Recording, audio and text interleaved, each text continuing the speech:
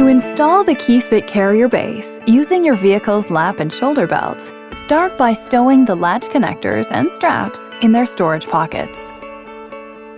Pull the latch strap to make sure they are securely stored. Then roll the strap and place it in the storage pocket. Position the base in a forward-facing vehicle seat with reclined foot against the seat back. Adjust the base angle by pushing both recline buttons and adjusting the recline foot until the bubble is between the arrows. Route the vehicle belt through the openings in the base. And buckle the belt. Do not put the shoulder belt in locked mode. Press firmly on the base and tighten the vehicle belt until secure.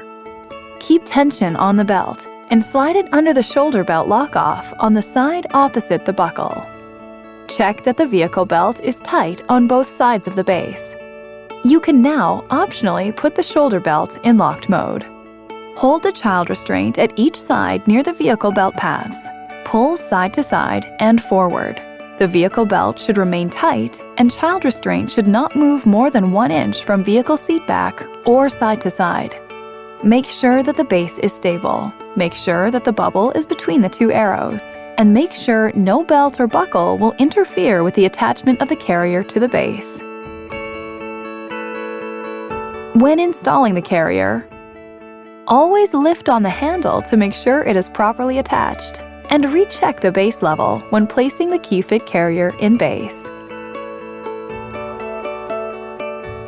To remove the base, unbuckle the vehicle belt